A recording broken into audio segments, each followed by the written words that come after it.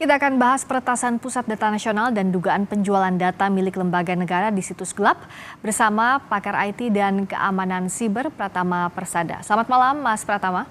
Selamat malam Mbak Friska. Kalau tadi misalnya soal dugaan penjualan data milik lembaga negara, BSSN bilang bahwa itu data lama. Nah, ini patut dikhawatirkan atau tidak? Apa ini juga satu bukti bahwa mudah dibobolnya data milik lembaga negara, data penting bahkan?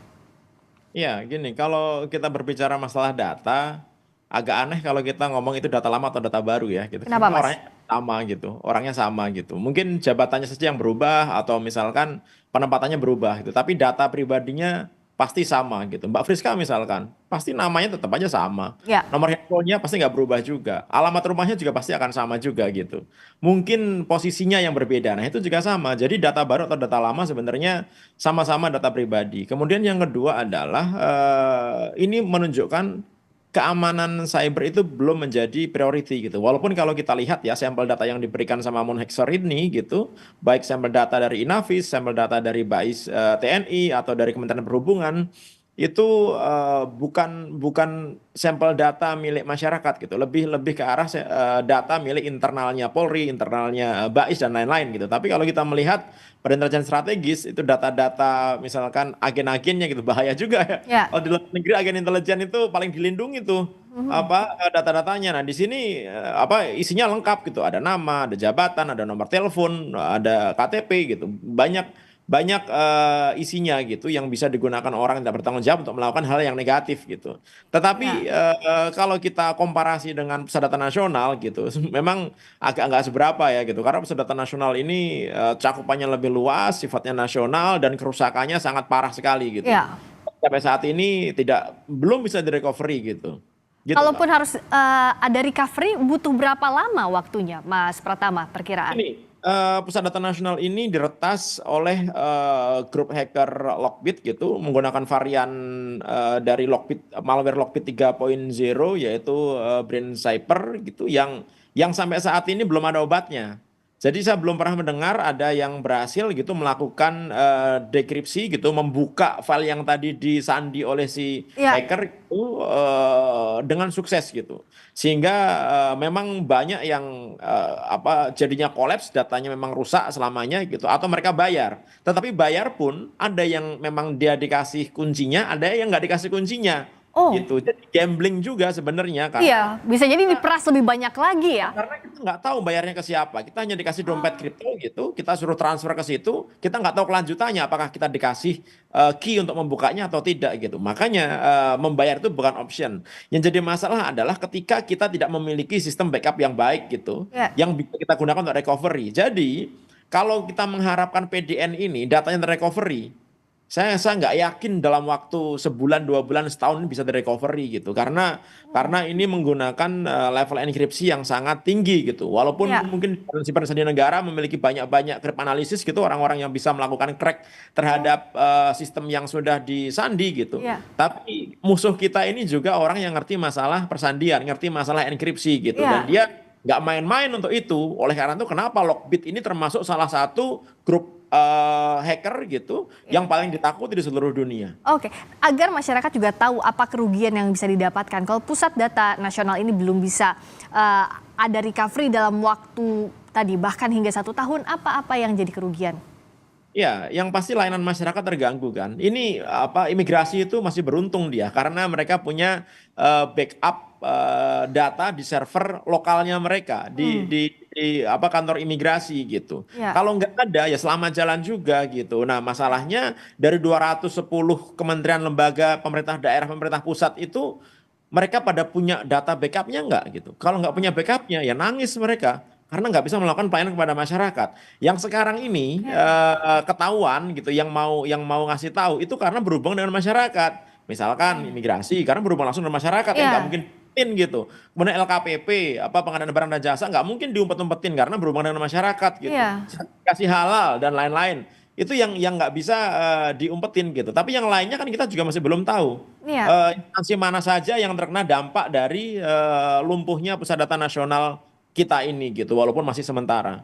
Oke. Oke, kalau enggak ya udah so long and goodbye, selesai gitu kan.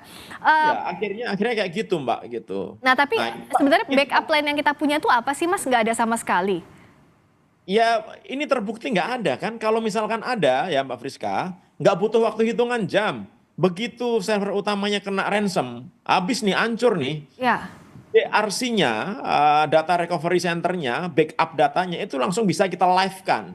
Sehingga nggak mengganggu, hitungannya cuma menit aja. Nggak nyampe berhari-hari gitu. Nah ini kan ternyata sudah lebih dari 4 hari gitu. Dan karena kerusakannya sangat parah gitu, saya nggak yakin ini bisa direcovery. Oleh karena itu, langkah yang paling bisa dilakukan adalah ini PDN, Kominfo gitu, ngomong sama semua tenan-tenannya, kementerian lembaga dan instansi yang menitipkan datanya di PDN gitu, untuk ditanyakan mereka punya nggak data backup di komputernya mereka masing-masing, di servernya mereka, di instansinya mereka gitu. Setelah itu baru dibantu untuk live. Yang jadi masalah adalah pusat data nasional ini jagain oleh Perpres gitu. Ada ya, juga keputusan Menteri Kominfo yang menyebutkan bahwa kementerian lembaga, pemerintah daerah, pemerintah pusat itu nggak boleh punya data yang terpisah-pisah. Harus dijadikan satu. Oleh karena itu ya. mereka boleh tuh mengadakan server sendiri. Nah ini yang jadi masalah Iya, gitu. sementara server utamanya diserang. Ya mereka sudah berupaya nggak beli server, nggak bikin data center sendiri, Ya, menitipkan kepada PDN, ternyata PDN-nya diserang.